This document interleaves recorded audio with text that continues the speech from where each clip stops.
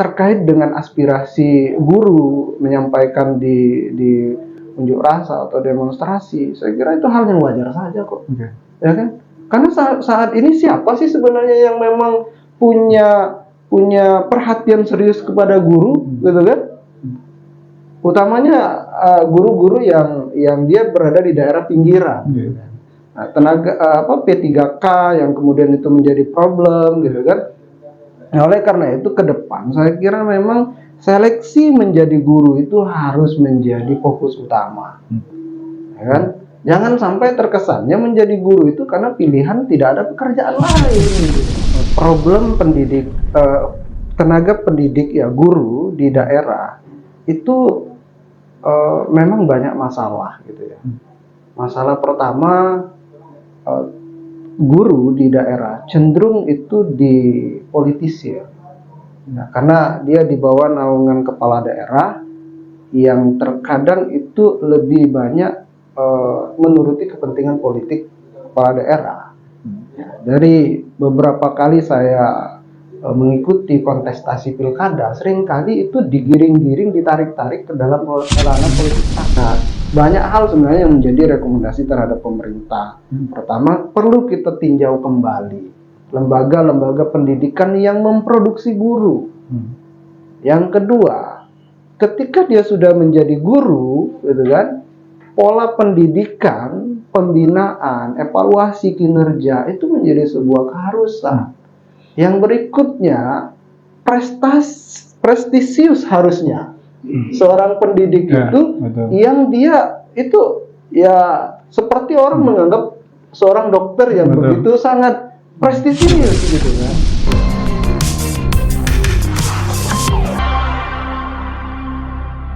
Halo, selamat siang semuanya. Saya Wijang Widiarso dari Lentera Demokrasi. Hari ini kita bicara yang sangat spesifik soal pendidikan. Teman-teman, kalau teman-teman perhatikan beberapa hal yang terjadi beberapa waktu ini, kita lihat bahwa orang mulai banyak nih ricuh ribut tentang pendidikan. Tapi kalau kita lihat sebenarnya, kita kembalilah ke soal story. Bagaimana sebenarnya pendidikan ini pegang peranan penting untuk kemajuan bangsa. Jadi ada banyak contoh di negara-negara lain seperti Jepang umpamanya, hal yang diselamatkan dulu ketika terjadi bom atom di Hiroshima dan Nagasaki, yang dicari bukan tentara yang hidup, tetapi ada seberapa banyak guru yang hidup. Ketika zaman kekhalifahan pun, ketika terjadi kehancuran, yang dicari adalah satu guru, yang kedua adalah ulama. Jadi kalau teman-teman lihat bahwa penting sekali peranan guru hari ini. Nah, karena kita bicara soal pendidikan, maka mau nggak mau saya harus datangkan orang yang paling mengerti soal pendidikan. Jadi hari ini saya kedatangan Kiai, kedatangan sahabat saya, Dr. Hilmin. Apa kabar, Pak? Baik. Alhamdulillah. Mas Wijang, senang bertemu dengan Mas Wijang. Masya Allah. Jadi kalau teman-teman tahu betapa gemetarnya saya berdampingan dengan beliau, tetapi it's okay. Saya pikir ini adalah ajang silaturahmi kita. Kita akan bicara soal pendidikan. Spesifik mungkin mulai dari pendidikan usia dini sampai dengan perguruan tinggi ya Pak Dokter ya. Nah teman-teman, Pak Dokter Hilmin ini sehari-hari beliau adalah berkantor di DPD RI ya Pak ya. Ya betul. Kemudian spesifik ada beliau juga dosen di salah satu perguruan tinggi. Beliau ahli soal ini. Jadi kalau saya hanya akan ngikut apa yang akan beliau sampaikan. Sami'na wa ata'na kita lakukan. Oke, baik teman-teman.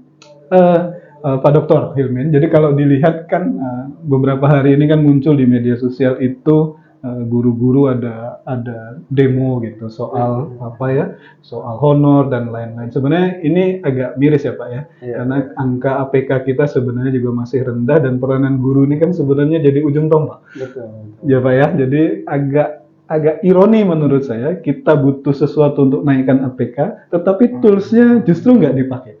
Nah, gimana Pak Dokter nih, apa tanggapannya untuk yang pembukaan kita hari ini? Karena kita akan 5 jam kan bicara ini ya. 5 jam bahkan bisa 5 hari.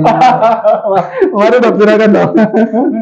Ya, pendidikan itu kan sudah terbukti secara historis perjalanan peradaban manusia gitu, bahwa negara yang kuat, negara yang hebat, negara yang berkualitas itu pasti ditentukan oleh pendidikan.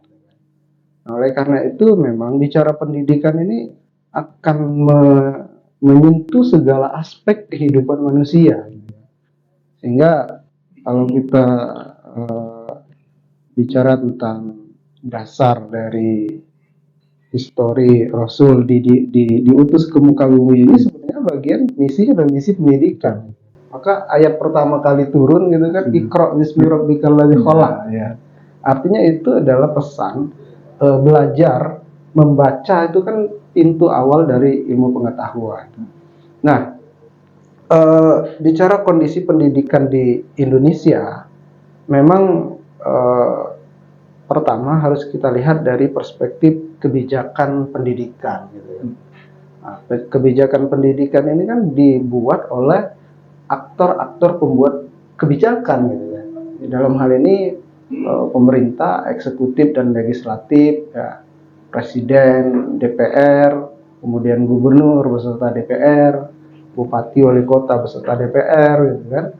Lalu yang menjalankannya adalah organisasi perangkat daerah, kalau kita di daerah ya dinas pendidikan. Nah, sampailah kemudian di sekolah gitu.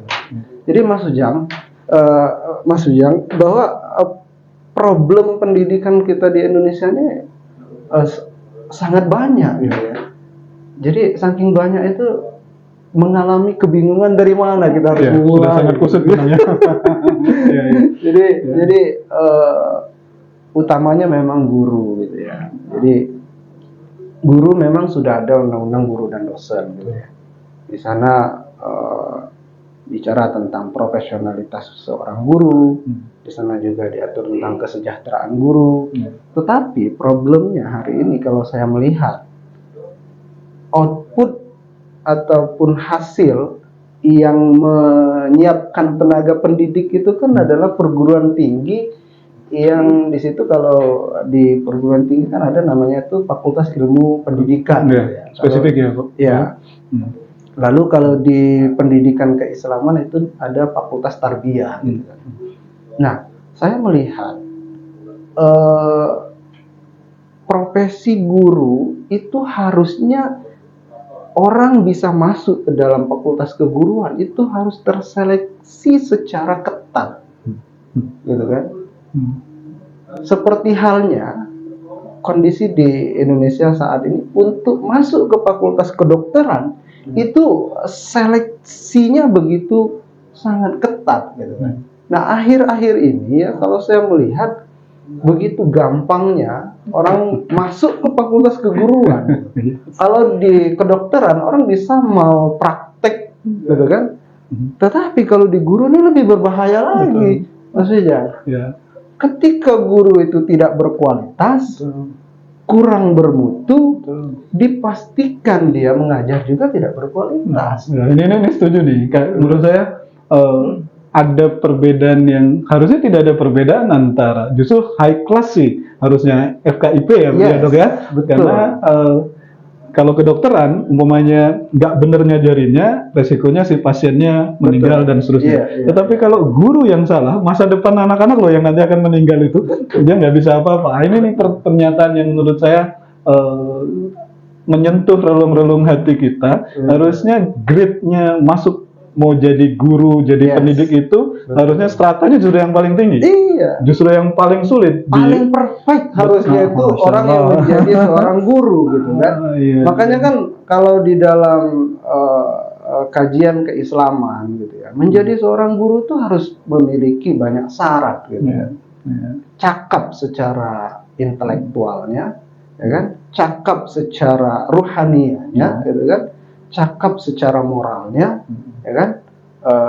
Kalau di dalam Undang-Undang Sistem Pendidikan Nasional dan Undang-Undang Guru dan Dosen itu kompetensinya tuh sudah jelas tuh disebutkan dengan rinci. Kompetensi personal, punya performa yang baik, kemudian kompetensi profesional, kompetensi sosial, kompetensi banyak lagi yang lain.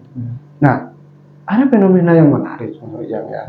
Akhir-akhir ini kan sering dipertentangkan kekerasan di sekolah ya dengan peserta didik gitu kan. Ada yang langsung memberikan justifikasi itu tidak boleh, itu melanggar hak asasi manusia gitu kan. Kalau kita bicara dalam perspektif guru yang profesional, ya, harusnya seorang guru itu memiliki kemampuan komunikasi yang baik, gitu kan? Sehingga apa? Komunikasi antara peserta didik dan guru itu komunikasi yang intens, komunikasi yang menyenangkan, gitu kan?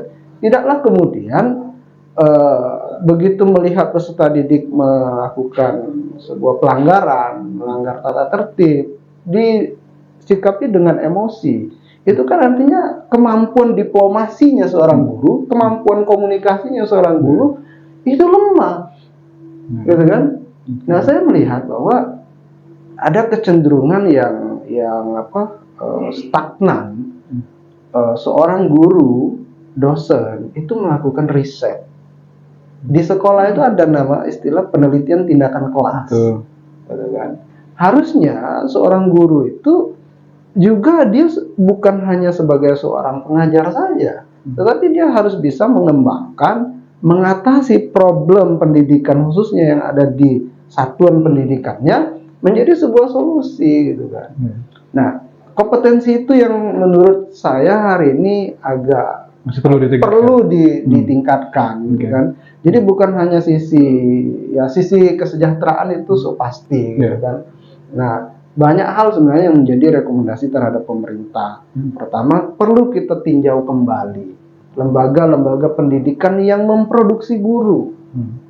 Yang kedua, ketika dia sudah menjadi guru, gitu kan, pola pendidikan, pembinaan, evaluasi kinerja itu menjadi sebuah keharusan.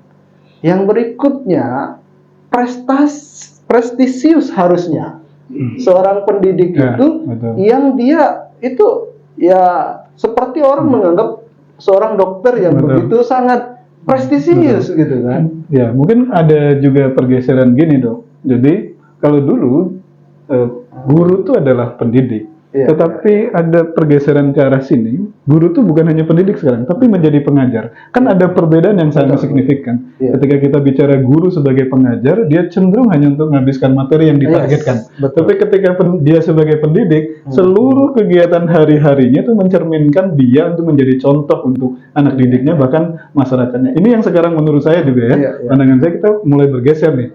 Orang cenderung hanya menyelesaikan materinya saja, tetapi unsur sebagai pendidik yang diatur oleh undang-undang itu menjadi kurang. Tapi oke lah, itu nanti kita selesaikan. Tetapi ada gini, Dok, kalau lihat fenomena yang terjadi di demo kemarin di Musi Banyuasin, kita mungkin punya banyak sudut pandang soal itu. Bisa sudut pandang itu iyalah wajar, atau bisa juga ngomong oh ya nggak wajar guru melakukan itu. Tetapi Pak Dr. Iman punya perspektif lain nggak gitu untuk yang ini? Kan kalau kita lihat kan kalau di undang-undang umpamanya PPK itu kan memang akan dibayar oleh pemerintah daerah, walaupun nanti diangkat diusulkan melalui negara gitu, tetapi kan yang bayarin pemerintah daerah. Kalau sudut pandang pemerintah daerah kan kita juga berpikir, kalau saya nggak ada duitnya gimana nih mau bayarinnya? Sedangkan butuh guru, maka kalau di case itu kan ceritanya di informasi yang kita dapat sampai 11 bulan tidak digaji. Kalau Dr. Hilmi ngelihatnya dari sudut pandang apa? Itu oke atau nggak oke atau nanti kita kan terakhir kita akan bicara solusi ya. Tapi melihat yang ini dulu gimana, Dok, fenomenanya? Saya pikir begini ya, Mas Wijang. Problem pendidik, tenaga pendidik ya guru di daerah itu memang banyak masalah, gitu ya. Masalah pertama, guru di daerah cenderung itu dipolitisir. Nah, karena dia di bawah naungan kepala daerah yang terkadang itu lebih banyak menuruti kepentingan politik kepala daerah. Dari beberapa kali saya mengikuti kontestasi pilkada, seringkali itu digiring-giring, ditarik-tarik ke dalam ranah politik praktis, kan? Sehingga guru terkesan menjadi alat untuk mobilisasi kepentingan politik. Itu satu. Yang kedua, memang kalau saat ini saya berpikir guru harusnya dikembalikan saja ke pemerintah pusat agar itu tersentral secara jelas, gitu kan. Distribusi guru di seluruh daerah itu kan itu tercukupi. Kesannya saat ini, Mas Wijang, guru itu hanya numpuk ada di pusat-pusat kota, daerah tertentu, daerah tertinggal, terpencil dan terluar. Ya, itu sangat sedikit guru yang pegawai negeri sipil, gitu kan. Nah, ini menjadi problem. Sehingga apa? Kebijakan pemerintah ini menentukan arah, gitu kan. Terkait dengan aspirasi guru menyampaikan di unjuk rasa atau demonstrasi, saya kira itu hal yang wajar saja kok, ya kan? Karena saat ini siapa sih sebenarnya yang memang punya perhatian serius kepada guru, gitu kan? Utamanya guru-guru yang dia berada di daerah pinggiran. Nah, P3K yang kemudian itu menjadi problem, gitu kan? Nah, oleh karena itu ke depan saya kira memang seleksi menjadi guru itu harus menjadi fokus utama, ya kan? Jangan sampai terkesannya menjadi guru itu karena pilihan tidak ada pekerjaan lain, gitu. Oh, kita sebagai pendidik agak terhina, iya, kan? Belum lagi itu dibayar dengan tidak profesional, gitu. Betul. Ya kalau kita definisikan profesional itu kan orang yang dibayar karena profesinya, gitu kan? Karena dia memiliki kompetensi lebih, gitu kan?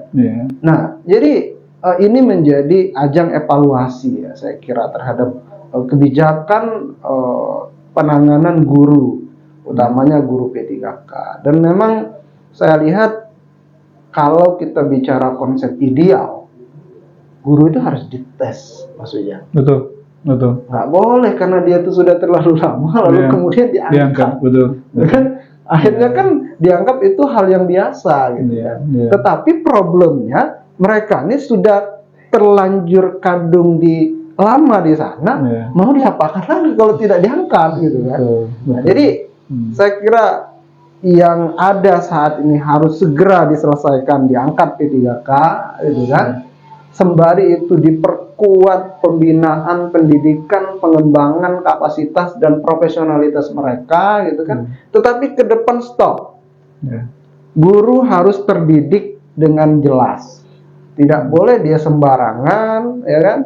Lalu kemudian karena tidak ada pekerjaan lain, ya sudahlah saya melamar saja menjadi guru, gitu kan. Ini kan jadi masalah. Akhirnya apa, maksudnya? Ya, kalau kita berani jujur, ya, anak didik kita, generasi saat ini itu masih sangat kalah jauh dari negara Cina, gitu kan, Jepang, gitu kan, Korea, gitu ya. Belum lagi kalau kita bicara bagaimana indeks tingkat literasi, ya. Generasi kita yang tamatan SMP, SMA, gitu kan, dibanding dengan mereka yang di negara maju.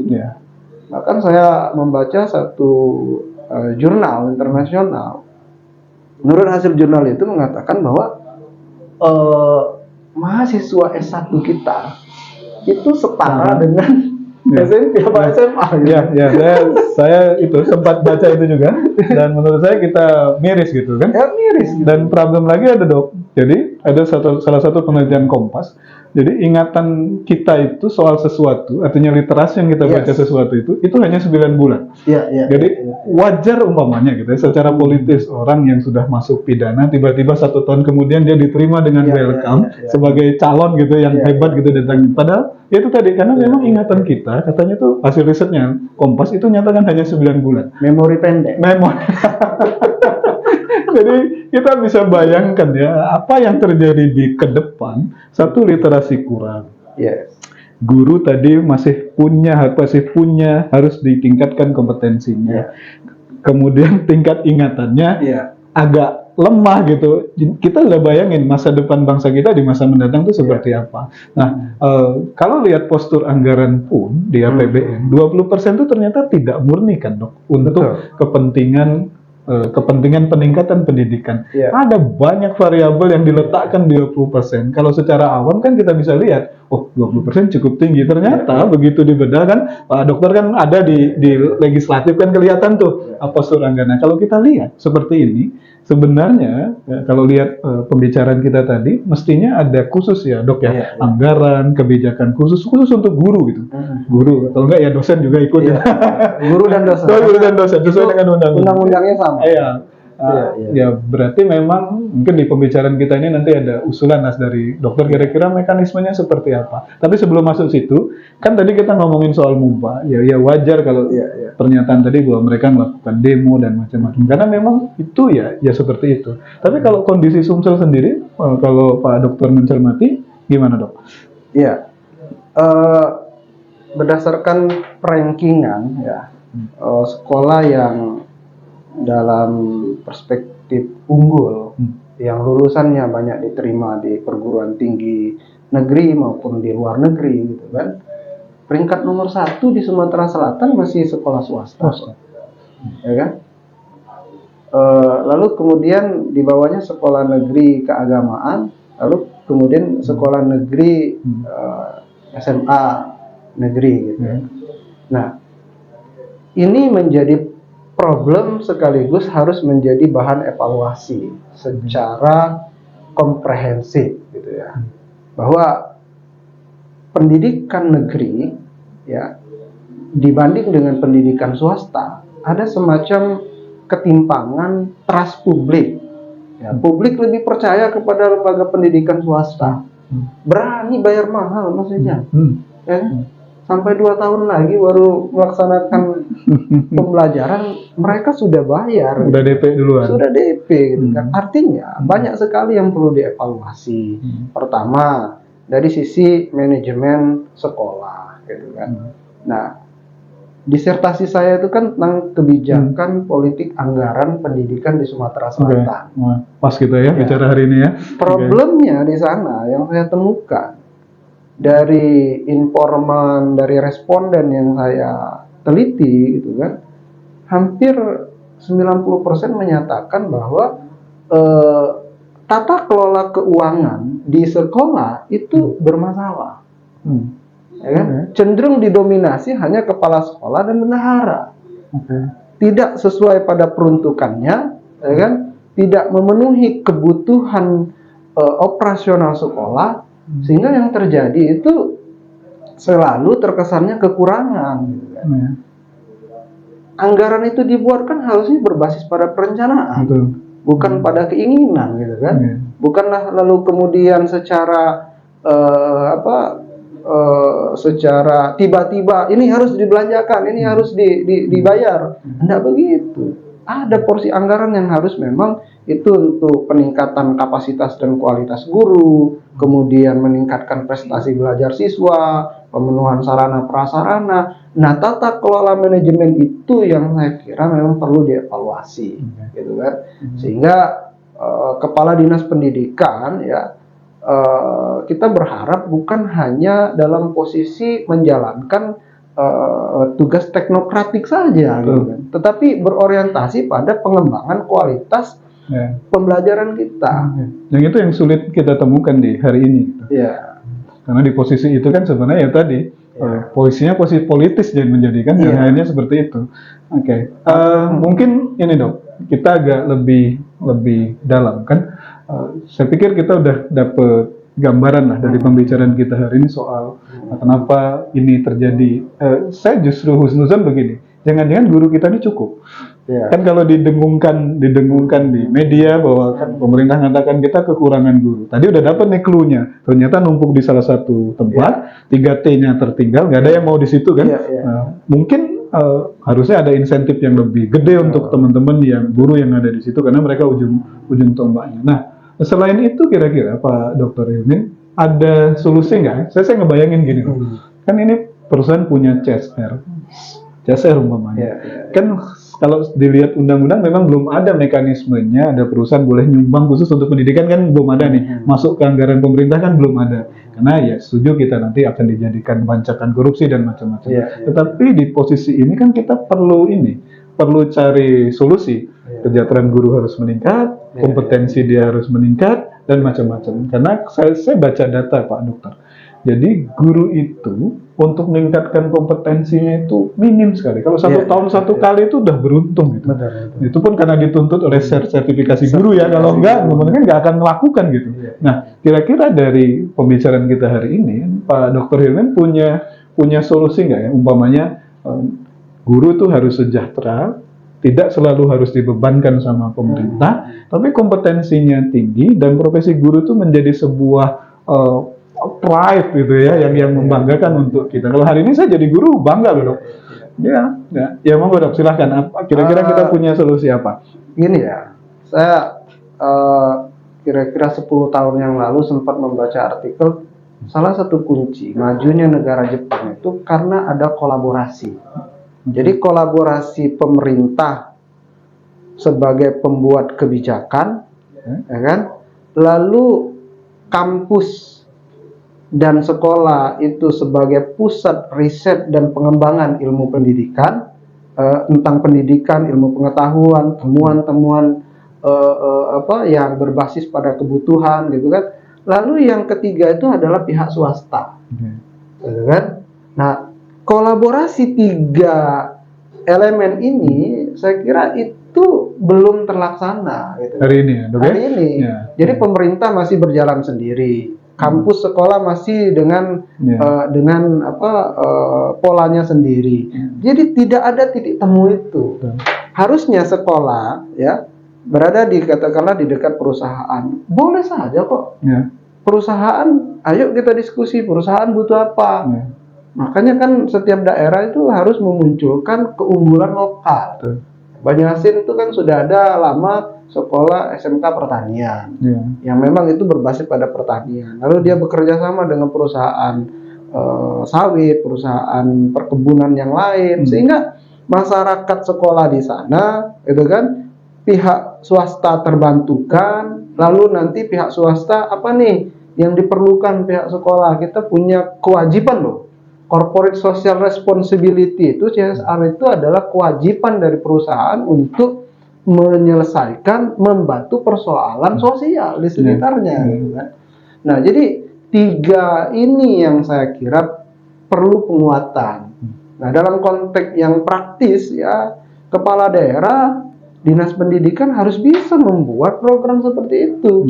Palembang katakanlah, yuk kita inventarisir berapa banyak jumlah perhotelan.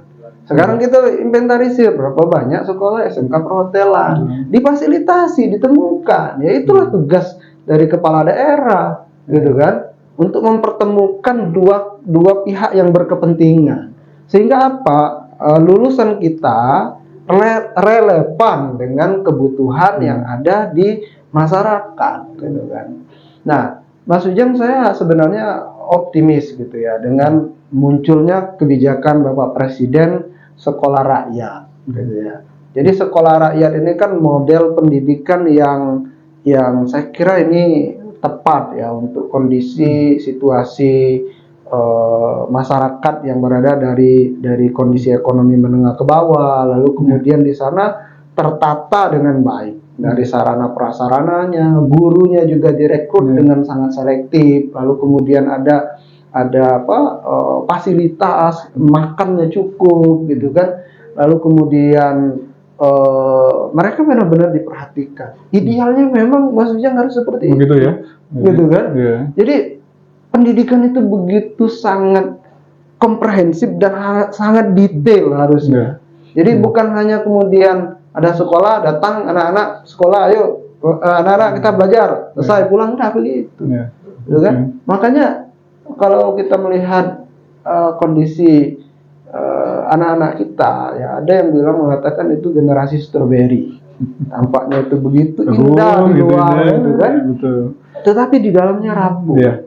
Ya, peristiwa kemarin yang ada di Jakarta, gitu kan, SMA, ada tragedi sampai bom di sana, itu kan satu fenomena yang tidak menutup kemungkinan ya peristiwa yang sama, penyakit anak didik kita hari ini begitu rapuh dan terlalu mudah terpapar pada hal yang sangat membahayakan seperti itu. Nah, artinya kan peran sekolah itu begitu besar ya, menentukan arah masa depan bangsa kita, apalagi kita menuju Indonesia emas gitu kan, 2045 gitu. Kalau tidak dipersiapkan menjadi generasi yang mencemaskan gitu kan. Ya, saya pikir ini kecemasan seorang pendidik. Ya, ya, ya, ya. Kemudian ada banyak variabel memang akhirnya kenapa kok sekolah itu menjadi penting. Pendidik Ya, ya, itu ya. menjadi faktor utama. Kalau kita perhatikan juga sekolah sekarang juga cenderung ada yang eksklusif gitu. Dengan Betul. sekolah rakyat kan menjadi lebih inklusif Iya, gitu. iya, Nah, iya, iya. mungkin pemerintah udah baca itu gitu ya. Nah, saya pikir ini adalah cara baik. Nah, mungkin mendekati pembicaraan kita Ya. terakhir, sebenarnya saya agak tidak terlalu senang gitu kalau terlalu spesifik kita ngomongin Ya, satu ya, daerah ya, tertentu. ya, ya, ya. Tapi mau nggak mau kan ketika umpamanya kita bicara kembali ke awal soal isu demo PPK dan lain-lain, ini kan banyak variabel juga yang Iya, harus iya, dipertimbangkan. Tetapi mudah-mudahan apa yang kita bicarakan hari ini, at least tadi soal CSR yang harusnya bisa dipakai juga dong untuk Bisa. bantu gaji Bisa. guru. Jangan nanti muridnya sumbangan 20.000 sebulan, tiba-tiba ada kasus kepala sekolahnya Iya. di penjara gara-gara itu. Itu kan sebenarnya fenomena-fenomena yang terjadi di kita hari ini. Mungkin itu bisa dilembagakan, seperti gimana umpamanya BUMN itu punya Danantara kan. Betul. Bisa juga kan CSR dilembagakan oleh pemerintah gitu yang kan. sesuai dengan kebutuhan Betul.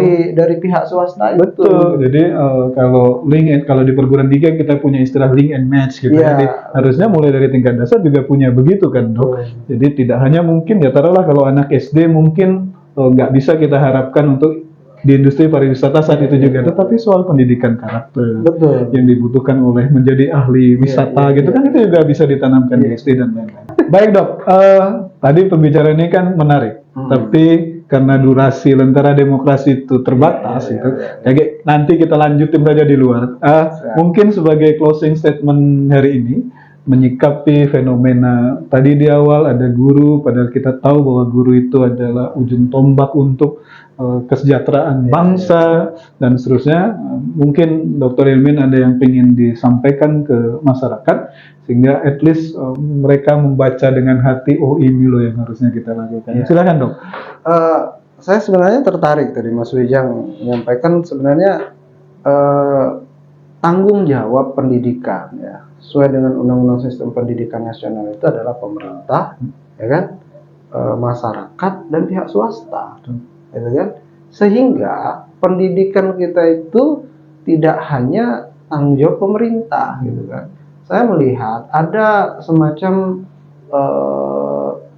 budaya di masyarakat kita, pendidikan itu hanya tanggung jawab sekolah, ya kan?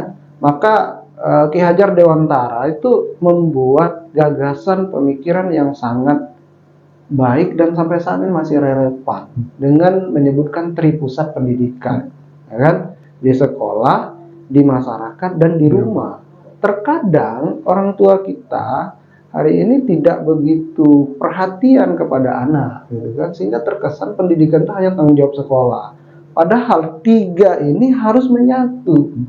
Kekerasan di sekolah itu pasti ada latar belakangnya dari sekolah dan masyarakat, gitu kan.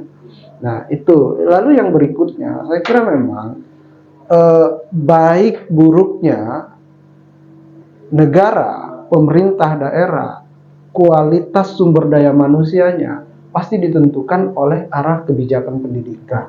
Nah, kebijakan pendidikan ini kan sangat banyak sekali, mulai dari porsi anggaran yang mencukupi, gitu kan, kemudian sumber daya manusianya yang terbaik mengelola pendidikan, kepala sekolah itu harus direkrut bukan berdasarkan kepentingan politis, tapi berdasarkan standar kompetensi yang cakap. Guru pun juga ke depannya saya kira memang harus dievaluasi. Lembaga pendidikan perguruan tinggi yang memproduksi guru itu harus benar-benar selektif. Mau kurikulum sebagus apapun, Mas Wijang, kalau yang melaksanakannya guru yang tidak berkualitas, tidak akan bisa juga tercapai. Kalau kita ilustrasikan, seseorang itu memiliki pedang yang sangat bagus, gitu kan. Ketika dia tidak memiliki keahlian memainkan jurus pedang ini, gitu kan, pedang ini tidak bermanfaat apa-apa, gitu.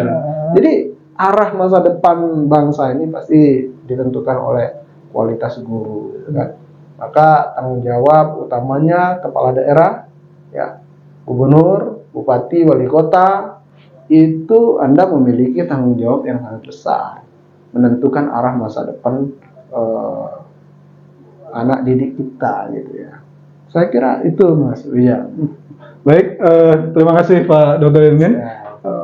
Menarik pembicaraan kita hari ini, Bapak dan Ibu guru terutama, memang kita punya banyak tantangan. Ya, ya. Belum lagi ada AI yang bisa mereplace kita untuk menjadi guru. Jadi nantinya pun kita akan menjadi second opinion di mata anak-anak. Kenapa? Karena ada teknologi. Maka tadi Dr. Ilmin sangat concern soal kompetensi. Jadi hari ini, mudah-mudahan pembicaraan kita hari ini tuh menjadi perspektif, terutama untuk pemangku kebijakan. Pak Dr. Hilmin ngasih clue soal keterlibatan swasta yang harusnya lebih aktif lagi, karena tidak bisa semua tuh dihandle oleh pemerintah. Entah nanti bentuknya dalam bentuk kebijakan atau apapun itu, at least kita nggak mau dengar lagi ada guru yang demo gara-gara kesejahteraan dan lain-lain. Karena biar bagaimanapun guru adalah ujung tombak untuk kesejahteraan kita. Baik, saya akhiri pembicaraan menarik hari ini di Lentera Demokrasi. Semoga teman-teman sehat, bahagia, barokah, semuanya karena Allah Subhanahu wa Ta'ala. Bismillahirrahmanirrahim. Assalamualaikum warahmatullahi wabarakatuh. Selamat siang semuanya. Waalaikumsalam warahmatullahi wabarakatuh.